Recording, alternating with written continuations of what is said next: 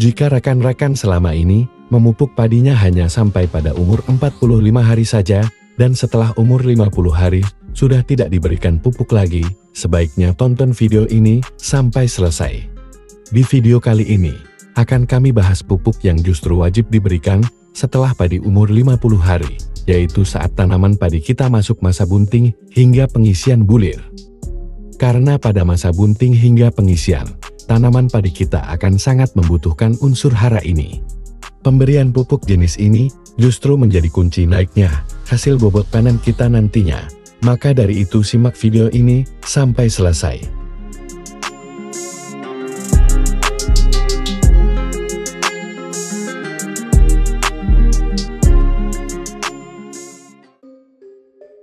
Assalamualaikum warahmatullahi wabarakatuh. Bertemu kembali lagi bersama saya Suwarno di channel Giarta Production, tempat kumpulnya petani masa kini. Gimana kabar rekan-rekan tani semua? Semoga selalu sehat, sehat orangnya, sehat tanamannya, dan yang tidak kalah penting, yaitu sehat juga isi dompetnya. Nah, hal yang perlu dikuasai untuk dipahami, agar tanaman yang kita budidayakan dapat tumbuh berkembang maksimal adalah kuasai pengetahuan pupuk, baik pupuk makro dan mikro, serta fungsinya masing-masing. Kuasai kapan fase vegetatif dan generatif, sehingga tahu segala sesuatu yang dibutuhkan tanaman pada masing-masing fase ini. Serta pengetahuan pestisida dan sasaran hama-hama apa saja dari pestisida-pestisida tersebut. Jika hal tersebut sudah dikuasai, maka kita akan tahu perlakuan apa saja yang dibutuhkan tanaman kita, tahu pupuk yang perlu diberikan, serta akan tahu pestisida apa saja yang wajib kita semprotkan. Di video kali ini, kami akan membahas pupuk apa saja yang wajib diberikan pada tanaman padi kita pada saat tanaman mulai masuk masa generatif atau saat padi mulai umur 50 hari. Unsur hara yang dibutuhkan pada masa ini adalah paling banyak unsur kalium, lebih sedikit fosfat, dan tetap membutuhkan nitrogen meskipun dalam jumlah yang lebih sedikit dibanding unsur hara kalium dan fosfat.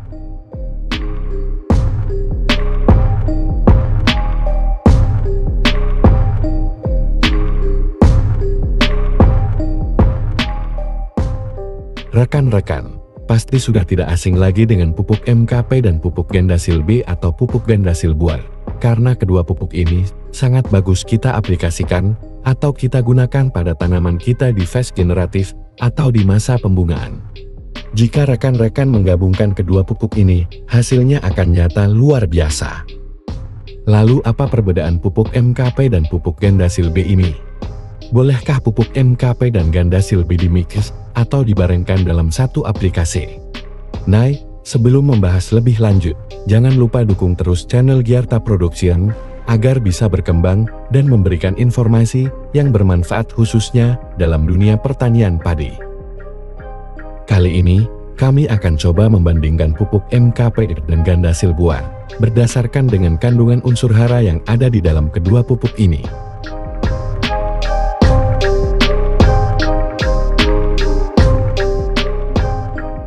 Kalau untuk pupuk MKP ini adalah pupuk monokalium fosfat yang artinya kandungan unsur haranya hanya 2, yaitu fosfat dan kalium. Untuk fosfatnya 50%, sedangkan kaliumnya 34%. Pupuk kalium fosfat ini memiliki kandungan unsur hara fosfat dan kalium yang mampu merangsang pembungaan bunga dan buah, agar tidak mudah rontok, serta mampu memperbesar buah dan umbi dengan maksimal. Itu adalah fungsi utamanya dari MKP. Sedangkan untuk Gandasil Buah atau Gandasil B adalah pupuk majemuk yang artinya kandungan unsur hara yang terkandung pada pupuk Gandasil Buah ini menjadi sangat lengkap. Yang pertama, untuk kandungan unsur hara makro. Nitrogen 6%, fosfor 20%, serta kalium 30%. Selain unsur hara makro, pupuk Gandasil B juga dilengkapi unsur hara mikro magnesium, mangan, boron, tembaga, kobar, sang atau zetan. Selain mengandung unsur hara makro dan mikro, Gandasil Buah juga dilengkapi dengan vitamin yang diperlukan oleh tanaman kita. Semua unsur hara yang dimiliki pupuk Gandasil Buah ini, selain untuk menunjang pembungaan dan pembuahan, juga untuk menunjang pertumbuhan tanaman kita pada fase generatif. Jadi double, tanaman jadi subur, umbi ataupun buah, juga tidak rontok dan besar bisa maksimal.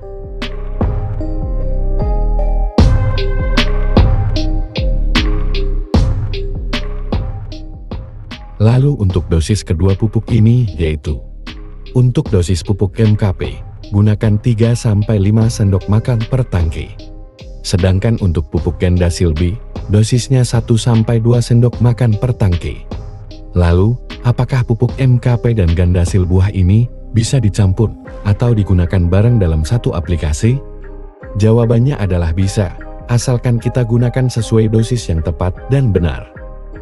Pupuk MKP dan gandasil buah adalah sama-sama pupuk yang bisa digunakan pada tanaman padi kita di fase generatif. Sedangkan perbedaannya adalah, gandasil buah ini dilengkapi dengan unsur hara makro dan mikro serta vitamin, jadi sangat lengkap. Sedangkan kalau MKP hanya mengandung fosfat dan kalium saja. Gandasil buah hanya bisa diaplikasikan dengan cara penyemprotan, sedangkan MKP bisa dilakukan dengan cara penyemprotan, atau juga bisa dilakukan dengan cara ditabur atau dikocor. Untuk cara aplikasi, masih lebih kompleks MKP dibandingkan dengan gandasil buah. Biasanya untuk tanaman cabai, tanaman semangka, tanaman melon, selain disemprotkan, MKP ini juga dikocorkan ke tanaman.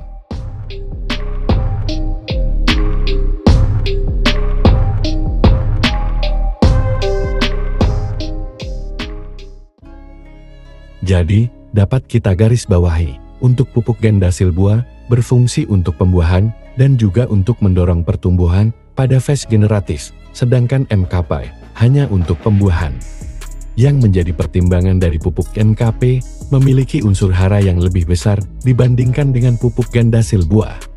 Untuk mendapatkan hasil yang luar biasa, rekan-rekan bisa mengaplikasikan pupuk MKP dan gandasil buah ini sebagai pupuk yang saling melengkapi.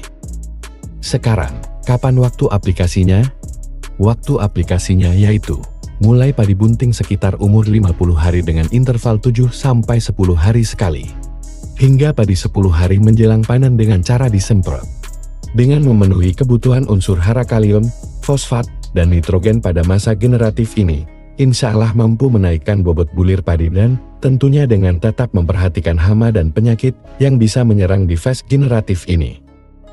Hiraukan saja harga gabah yang sering membuat kita tersudut dalam keadaan yang rugi. Yang penting adalah menanam dan merawat sebaik mungkin. Untuk rezeki, tetap Gusti Allah yang Maha Esa yang menentukan. Sekian dulu video kali ini, jangan lupa bagikan ke rekan-rekan petani yang lain jika dirasa informasi ini bermanfaat. Sampai jumpa di video berikutnya. Saya Suwarno, terima kasih sudah menonton hingga akhir, dan salam sukses petani Indonesia.